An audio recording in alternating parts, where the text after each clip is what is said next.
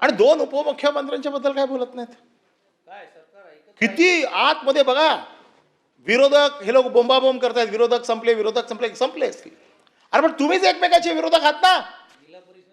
माजी मुख्यमंत्री एकनाथ शिंदे यांनी किती स्कीम आणल्या, किती स्कीम बंद करून टाकल्या तुम्ही. अभिनंदन केलं त्या स्कीमचे. चांगल्या स्कीम आणल्या तुम्ही.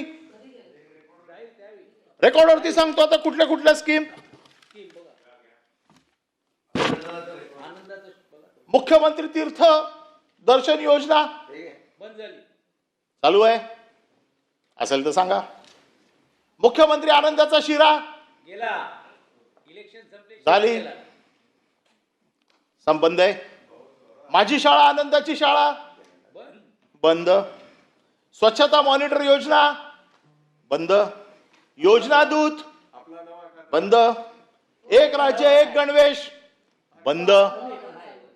आपला दवाखाना चालू आहे.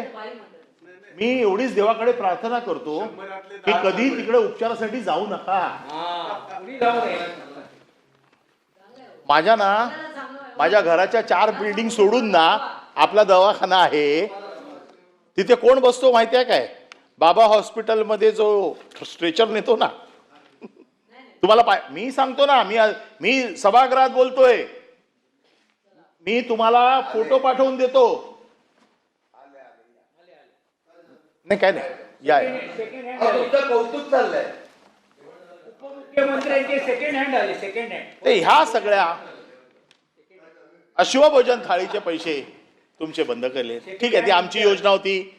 आमच्यावरती काय राग काढायचा तो काढा, आमचं काहीच म्हणणं नाही. आमच्यावर काय राग काढायचा आहे, आमच्या योजना बंद करायच्या आहेत, आम्हाला कुठलं क्रेडिट मिळू नये म्हणून करायचं आहे.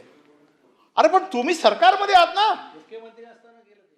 तुम्ही मुख्यमंत्री असताना केलेल्या योजना बंद कशा होऊ शकतात? काय चाललंय? आणि तुमच्यापैकी कोण जाब विचारत नाही. Common man, CM means common man, आणि कॉमन मॅनच्या सगळ्या योजना बंद. आणि कॉमन मॅनचे एवढे सगळे वाघ सगळे थंड बसलेत. ठीक आहे, आमच्यावरती टीका करता, आम्हाला काही घालून पडून बोलता, सगळं आम्ही ठीक आहे, आम्ही विरोधक आहोत. अरे पण तुम्ही, अरे गुलाबराव, मी बघितलेलं आहे गुलाबरावांना, मी गुलाबरावांबरोबर काम केलंय. असला झणझणीत माणूस. अरे कोणाची हिंमत होती, पुढे गाडी आणि मध्ये गडी. आयला गडी करून टाकलाय तुम्हाला. तो राजबिंड गडी होता, चला आता घरगडी केलाय की काय मला वाटायला लागलंय. एवढा डॅशिंग माणूस, मी त्यांच्या बरोबर काम केलंय, मला माहिती आहे ना काय ताकद होती त्यांची. आवाज काय, एक आवाज कॅबिनेट मध्ये दिला तर थरथरायचे सगळे. कोण पण असू दे समोर, कधी परवा नाही केली. आणि तुमच्या एवढ्या योजना बंद करतायत आणि प्रश्न विचारला जात नाहीये. काय चाललंय? मला तुमच्याकडनं तरी ही अपेक्षा नाही. आणि अभिनंदन अभिनंदन अभिनंदन अभिनंदन. अरे तुमचं कर्तृत्व काय आहे की नाही याच्यामध्ये? हे सगळं जे काय चाललंय, हे हा जो काय पूर्ण ठराव, हे जे 58 पॉइंट्स आहेत, या 58 पॉइंट्सची मी प्रत्येक गोष्टीवरती बोलू शकतो, कारण मी ते सगळे काढून आणले होते. परंतु एकंदर सारांशाचा जर काय दिसतोय,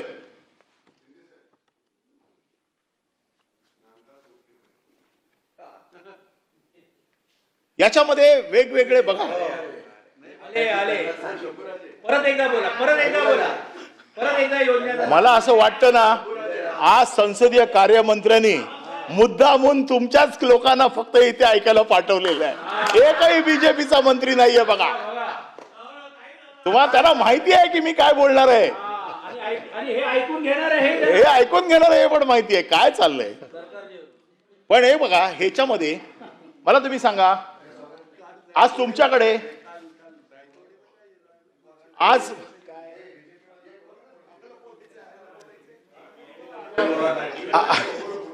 एवढे तुम्ही मंत्री आहात, बरोबर आहे? एवढे मंत्री आहात, बोला मला काय, मी कोणासमोरही बोलीन, मुख्यमंत्र्यांच्या समोर पण मी बोलीन, हेच बोलणार परत. बीजेपी काय, मी म्हणतो मुख्यमंत्र्यांना बोला, मी हेच बोलणार परत. आणि माझं म्हणणं असं आहे की हे 58 पॉइंट्स आहेत ना, ह्याच्यामध्ये एक तर तुम्हाला क्रेडिट दिलं पाहिजे. तुमचं काहीतरी क्रेडिट असायला पाहिजे. आता यांच्या खातं आहे पाणी पुरवठा, महाराष्ट्राला स्वच्छ पाणी देऊ आणि त्याच्यासाठी आमची एवढी 1000 कोटीची योजना आहे. आणि केलेली हे आहे का ह्याच्यात कुठे? पुढेच नाही. का नाहीये? गुलाबरावला क्रेडिट जाईल म्हणून? नाही नाही, मी एक एक विषयावर येतो.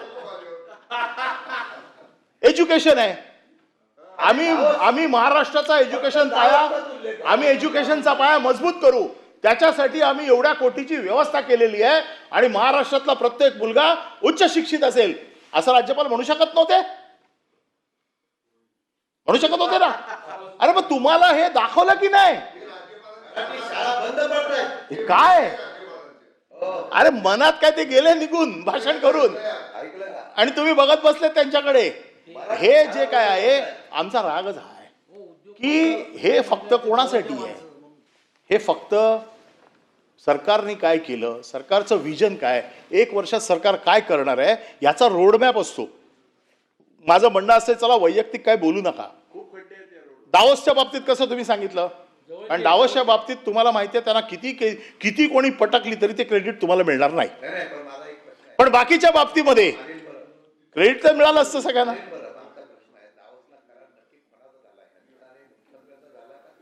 नाही, सह्या ह्यांच्या आहेत. काय झालं ना तर हे लटकणार आहेत. बघा, मी सरकारमध्ये होतो, मला माहिती आहे कोण लटकतो आणि कोण लटकत नाही.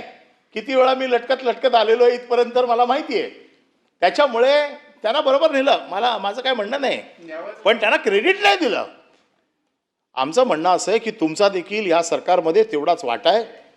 हे जे काही चाललंय त्यांच्या भाषणात सुधारणा मला एकच करायची आहे की दावोसला गेल्यानंतर करार जो झाला तो उद्योगपतींशी झाला नक्की आहे, पण तुम्हाला नेल्यानंतर तुमचा आणि त्यांचा काय समंजस करार झाला का असं आम्हाला विचारायचं आहे.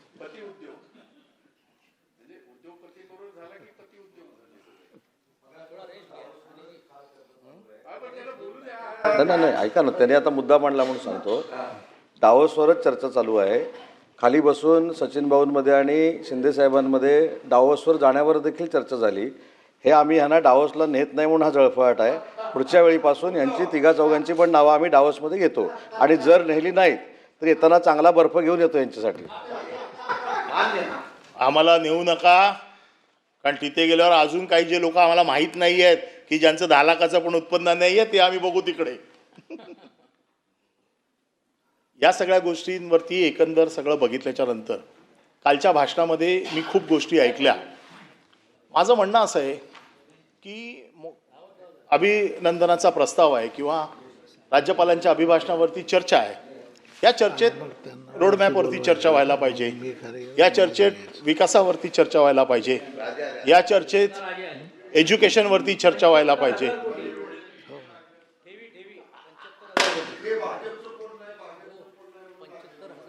त्यांचा काय संबंध नाही, ते आहे चिन्हावरती फक्त. मनाने ते कुठे आहेत? नाही, आम्ही कोणावर आक्षेप घेत नाही. मी जे माझ्या मनात होतं त्याचं मी सांगितलं. महाराष्ट्रातील ताज्या बातम्यांसाठी बघत रहा टाइम्स टुडे 18 सोबतच शेअर करा, सबस्क्राईब करा आणि बेल आयकॉन प्रेस करा.